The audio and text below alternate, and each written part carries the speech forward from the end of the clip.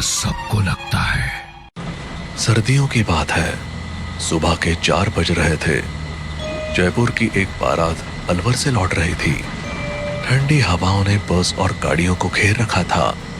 धुंध इतनी गहरी थी कि सामने की सड़क मुश्किल से दिखाई दे रही थी।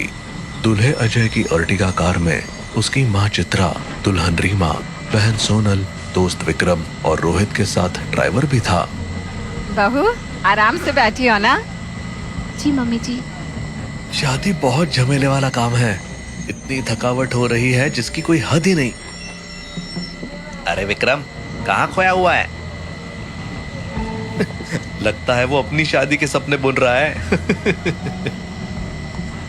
अरे नहीं यार, मैं तो बस बाहर देख रहा था कि कितना अंधेरा है, कैसा डरावना माहौल लग रहा है। ऐसे में किसी को इस रास्ते पर अकेले पैदल चलना पड़ेगा तो क्या होगा?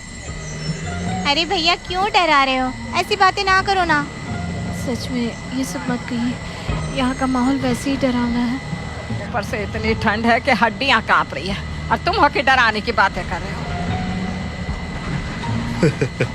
हाँ ठीक है, अब नहीं कहूँगा। I am very very sorry. जैसे जैसे गाड़ी आगे बढ़ रही थी, अंधेरा गहराता जा रहा था।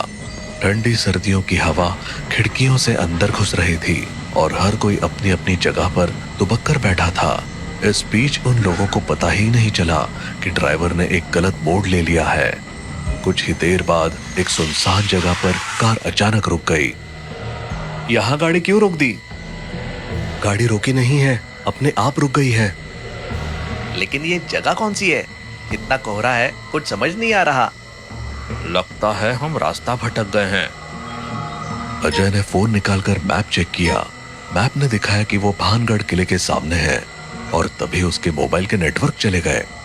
इस दौरान ड्राइवर ने गाड़ी से उतरकर उसे ठीक करने की कोशिश की, लेकिन गाड़ी का इंजन दोबारा स्टार्ट नहीं हुआ। ये क्या मुसीबत है? मेरा फोन भी काम नहीं कर रहा, नेटवर्क गायब है। हे भगवान, ये तो भानगढ़ का किला है। सुना है यहाँ रात को कोई नहीं रुकता। ओए मजाक मत कर यार, सच में डर लग रहा है। चारों तरफ जंगल से अजीब अजीब आवाजें आ रही थी, कुछ जानवरों की और कुछ ऐसी जो पहचान में नहीं आ रही थी। अजय और विक्रम ने गाड़ी ठीक करने की बहुत कोशिश की, लेकिन सब बेकार था। लगता है हमें यहीं रुकना पड़ेगा। अभी सुबह होने तक 2-3 घंटे हैं, उसके बाद ही कुछ हो पाएगा। अब लेकिन ये आवाजें, ये तो और डरावनी होती जा रही है। मुझे बहुत डर लग रहा है। क्यों ना किले के अंदर चलते हैं, शायद वहां ज्यादा सुरक्षित हो। नहीं, ये भानगढ़ का किला है, ये भूतिया है। आप लोगों को मालूम नहीं है क्या? वो सब कहानियां हैं, असल में यहाँ ऐसा कभी कुछ नहीं हुआ है। हाँ विक्रम सही कह रहा है। चलो सब लोग अंदर चलो, यहाँ जंगली जानवरों का खतरा है। जी अंदर चलिए, भूत हो ना हो लेकिन जानवर जरूर हैं। वो लोग उसकी बात मानने को तैयार ही नहीं थे, पर तभी कहीं दूर से भेड़िए की आवाज आई और सब फौरन अंदर पहुंच गए। किले का माहौल बिल्कुल सुनसान और डरावना था। दीवारों पर उगी झाड़ियां और मकड़ी के जाले उसे और भूतिया बना रहे थे। वो लोग अभी अंदर पहुंचे ही थे कि एक तरफ से चमगादड़ों का झुंड उड़ा। सबका दिल दहल गया। भगवान, मेरी जान निकल जाएगी। हिम्मत रखो बहू, बस कुछ घंटे की बात है। मुझे लग रहा है कि कोई हमें देख रहा है। पागल मत बनो, यहाँ कोई नहीं है। सबने किले के एक कोने में जगह बनाई और बैठ गए। ठंड बढ़ती जा रही थी और डर का माहौल गहराता जा रहा था। तभी सोनल ने एक बार फिर कहा, सच में किसी ने मुझे देखा, मैंने उसकी आंखें महसूस की। इस बार सब चुप हो गए। तभी पास की दीवार से एक अजीब सी खरोंच की आवाज आई। ये क्या था? शायद कोई जानवर होगा। तभी दीवार पर एक परछाई दौड़ती हुई दिखाई दी। वो क्या था? सबने पलट कर देखा, लेकिन कुछ नजर नहीं आया। किले के अंधेरे में हर कोना और भी भयानक लगने लगा। तभी अचानक सोनल जोर से चिल्लाई, वो देखो क्या है। सब इकट्ठे होकर खड़े हो गए। विक्रम ने अपनी टॉर्च निकाली और चारों तरफ रोशनी डालनी शुरू कर दी, पर वहां कुछ नहीं था। वो वापस आराम से बैठ गया। किले के अंदर अंधेरा गहराता जा रहा था। ठंडी हवा की सहरन हड्डियों तक पहुंच रही थी। हर कोई किसी न किसी तरह अपनी घबराहट को छिपाने की कोशिश कर रहा था, लेकिन डर का साया धीरे धीरे सभी पर हावी हो रहा था। रीमा, जो कोने में चुपचाप बैठी थी, अचानक झटके से उठी। किसी ने मेरे कंधे पर हाथ रखा। क्या? कौन? रीमा ने पलट कर देखा, लेकिन वहां कोई नहीं था। उसकी आंखें डर और हैरानी से फटी रह गई। यहाँ कोई नहीं है, शायद तुम्हें वहम हुआ होगा। नहीं, मैंने साफ महसूस किया था, ठंडे हाथ जैसे बर्फ हो। इसी बीच रोहित ने दूर से किसी के उसे बुलाने की आवाज सुनी। रोहित! तुम लोगों ने वो सुना? किसी ने मेरा नाम लिया। कौन? मुझे नहीं पता, लेकिन उस दीवार के पीछे से आवाज आ रही है। हाँ, आवाज तो आई, मैंने भी सुनी। सभी दीवार की तरफ देखने लगे। वहां कोई नहीं था, लेकिन आवाज फिर आई, इस बार और करीब से। रोहित! ये क्या हो रहा है? विक्रम, जो अब तक खुद को शांत रखने की कोशिश कर रहा था, उसे अंधेरे में एक परछाई झांकती हुई दिखाई दी। वो परछाई हर कुछ सेकंड में दिखती और गायब हो जाती। वहाँ कोई है, मैंने उसे देखा। विक्रम, ये समय मजाक का नहीं है। मैं मजाक नहीं कर रहा, मैंने सच में किसी को देखा वहां।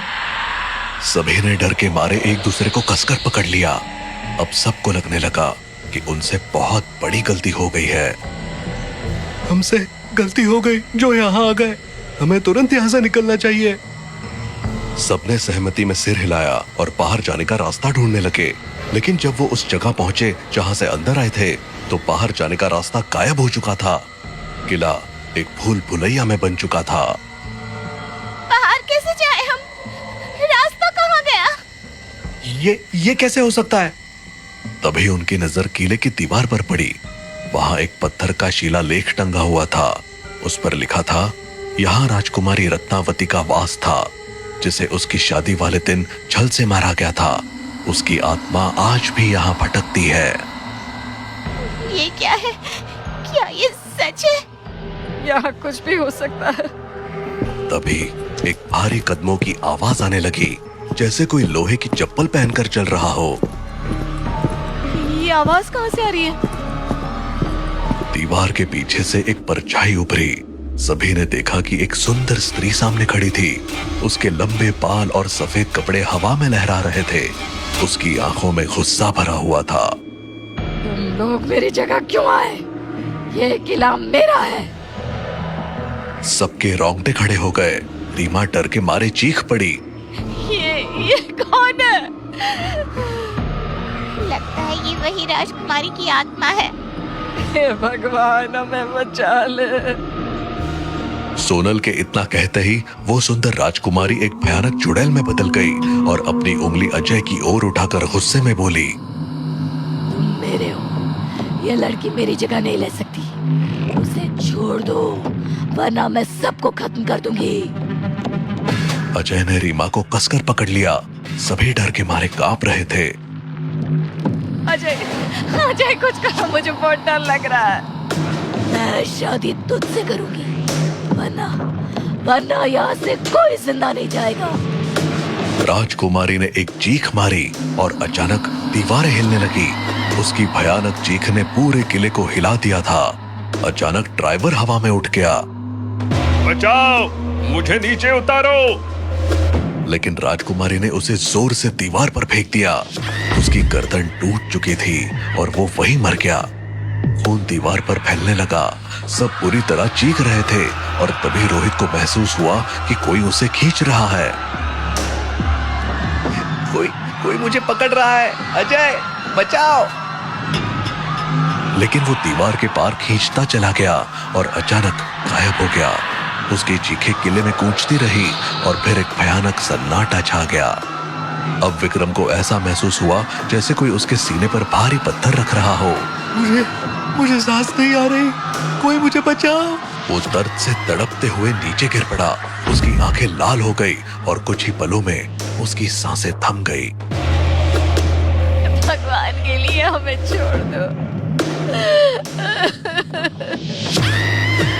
रुक जाओ, रुक जाओ।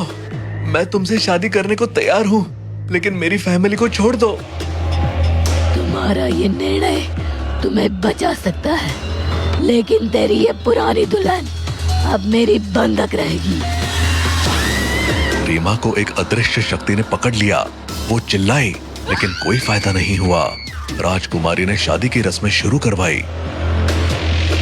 जल्दी करो, सिंदूर लाओ, मंगलसूत्र लाओ। लेकिन अजय चुपके से अपनी जेब से गंगाजल निकालने की योजना बना रहा था। जैसे ही राजकुमारी ने सिंदूर की मांग की, अजय ने फुर्ती से गंगाजल उसकी ओर छिड़क दिया।